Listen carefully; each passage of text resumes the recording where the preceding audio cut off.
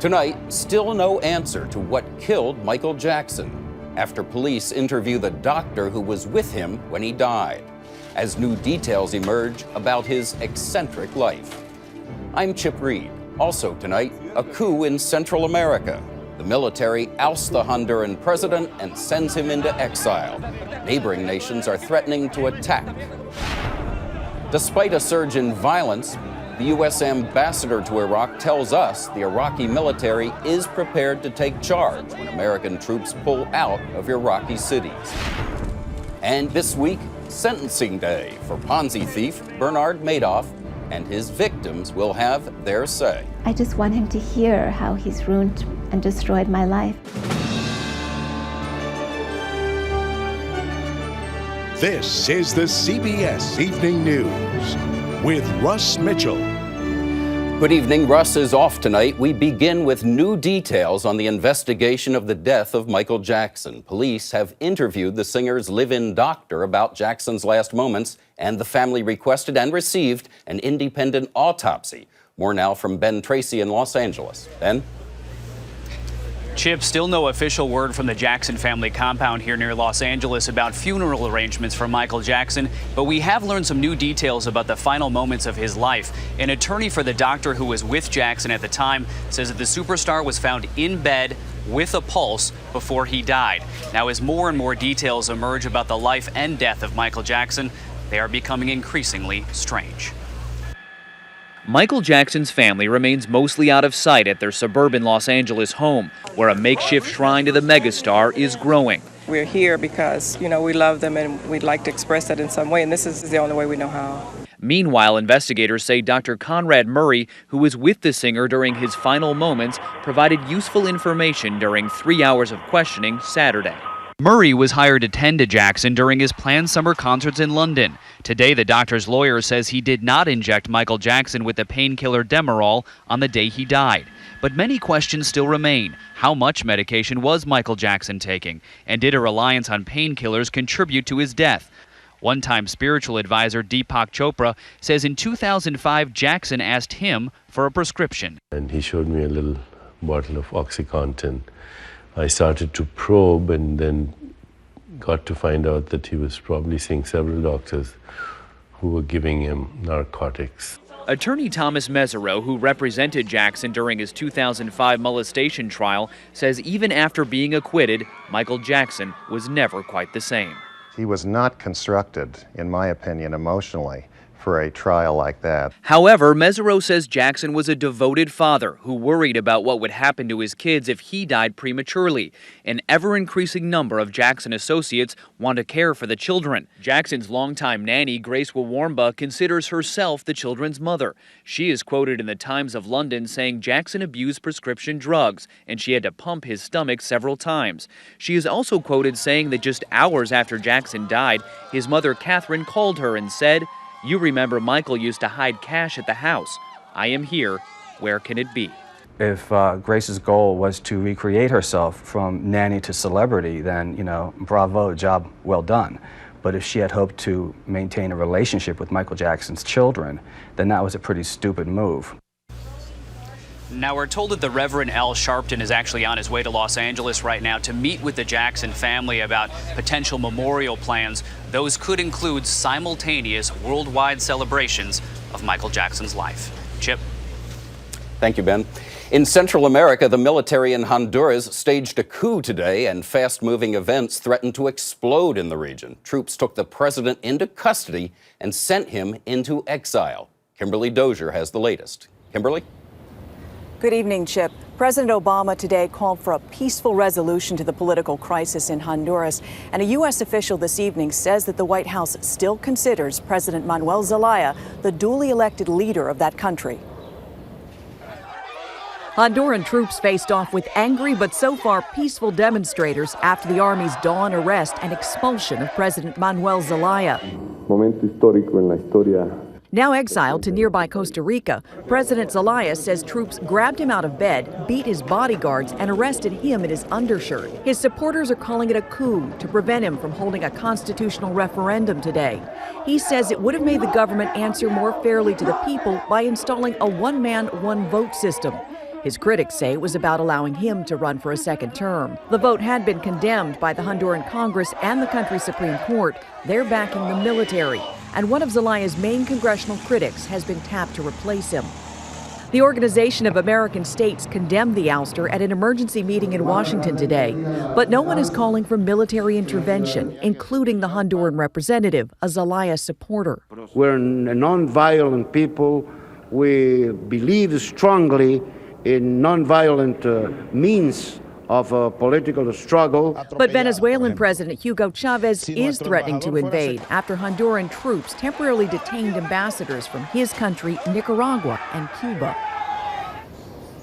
Chavez usually does not follow through with such threats, and thus far, other than the verbal condemnation, we're not seeing a lot of international momentum towards some sort of intervention. Chip?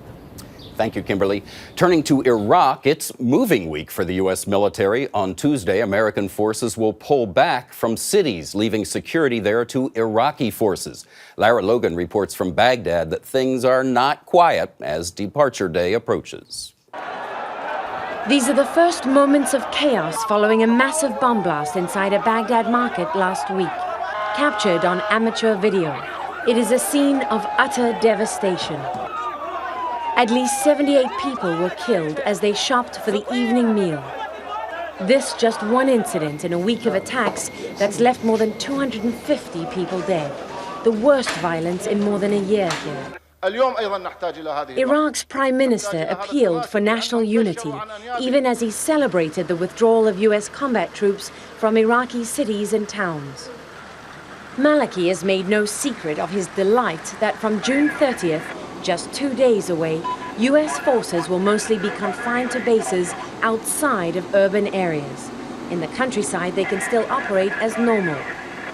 But under the security agreement the U.S. made with Maliki's government, American troops will need Iraqi permission to enter the cities.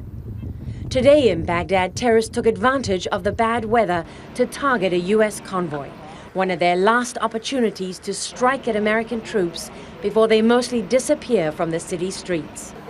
The attack left 6 Iraqis wounded. Civilian casualties one reason many Iraqis are glad to see the U.S. go. But the violence leading up to the June 30 deadline has raised doubt in the minds of many here, fearful of what will follow the U.S. withdrawal. Exactly how the agreement will work is still somewhat unclear to the forces who have to abide by it. Or as a senior U.S. officer told me, there's still a lot of gray area. Lara Logan, CBS News, Baghdad. Joining me now for more on the U.S.'s new role in Iraq, we turn to the U.S. Ambassador in Baghdad, Christopher Hill. Welcome, Mr. Ambassador. Thank you very much. We just heard from Lara Logan that the violence in Iraq is the worst it's been in more than a year. Is moving the troops out of Iraqi cities an irreversible decision, or could they be going back in? Well, first of all, there has been violence in Iraq lately, but I think if you look at the overall trends, not just look at it comparing one day to another, but overall trends, you see that violence in this year, 2009, is considerably less. And what we're doing really with this move is to comply with our obligations of the security agreement that we reached with the Iraqis. We think we are certainly ready to make this move, and most importantly, we believe the Iraqi forces are ready to take over this mission. But what would it take, sir, if the violence does continue to get worse?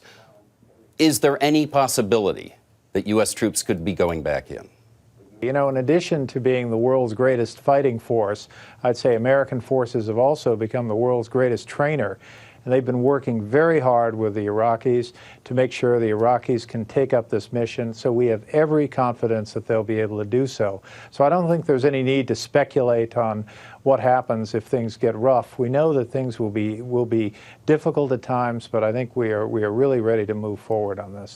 Some analysts worry that with the U.S. troops moving out of the Iraqi cities, there will be a power vacuum, and that vacuum could be filled by forces loyal to Iran. Is that something that concerns you? Well, again, if there were a power vacuum, that would suggest the Iraqi forces are not ready for the mission. In our judgment, they are ready, and they're looking forward to taking on the missions. U.S. Ambassador to Iraq, Christopher Hill in Baghdad, thank you very much for your time. Thank you. Still ahead on tonight's CBS Evening News, how many years does swindler Bernie Madoff deserve? Victims have their say. When he faces judgment tomorrow, swindler Bernard Madoff will hear how much of the rest of his life he will spend behind bars. He will also get an earful. Randall Pinkston got an idea of what those victims will say. Sharon Lissauer is getting a chance to do something most of Bernard Madoff's 8,000 victims can't.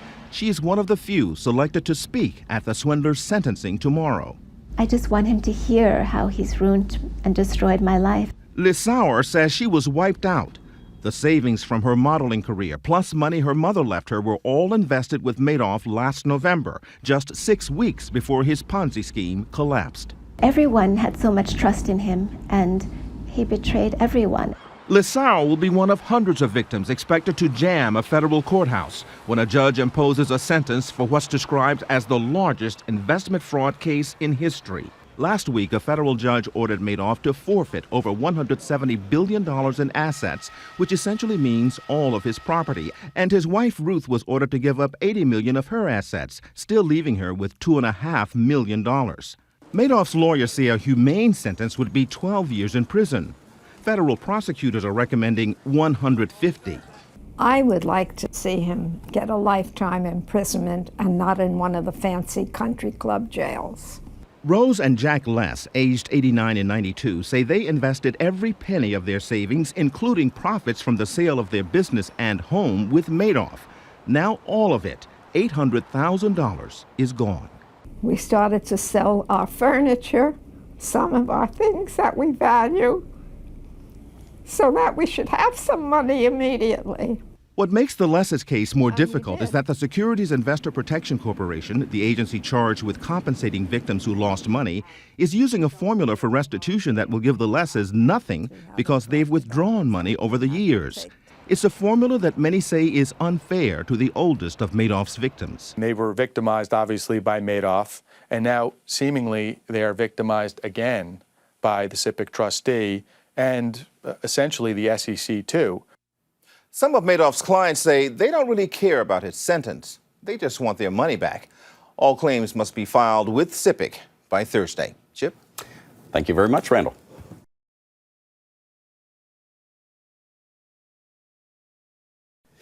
The new Transformers Alien Robots sequel has racked up the second biggest five-day opening ever at the box office. Transformers Revenge of the Fallen took in more than $200 million. Only The Dark Knight did better. You may not know the name, but you'll certainly recognize the face and voice. TV pitchman Billy Mays died today. He was found unresponsive in his Tampa home. Mays made a career out of hawking products like Kaboom and OxyClean. Yesterday, Mays was on a plane that made a rough landing in Tampa. Things from the ceiling start dropping, and it hit me on the head, but I got a hard hit, so. There's no clear indication the injury contributed to his death. Billy Mays was 50, and we'll be back in a moment.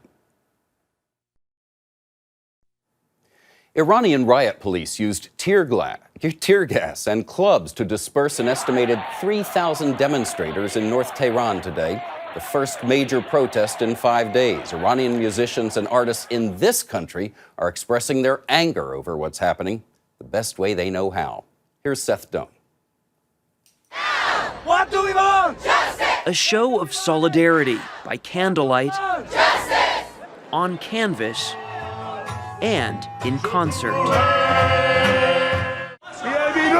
6,000 miles from the demonstrations and street protests in Tehran, activists and artists in New York City seemed to find their voice this week, as many inside Iran were quieted. Iranian-American Johnny Azari attended this vigil and planned his own late-night tribute. The feeling of powerlessness really is just overwhelming. What he could do was bring together several bands to raise awareness. We wrote a song for the people of Iran. Debuting an anthem about the Green Movement, the signature color of opposition leader Mir Hussein Mousavi. In the audience, his dad, Shoja Azari, an artist exiled from Iran in the early 80s. His work is part of a contemporary art exhibition which just opened at the Chelsea Art Museum. And it's truly contemporary, last updated at 2 a.m. the night before the show. It incorporates images from YouTube of the protests and violence in Iran. Fortunately, the regime cannot really cut all the communication because of the technology and the internet. From digital artwork to this on a drum. Here, Shiva Ahmadi paints her commentary on the political power of oil.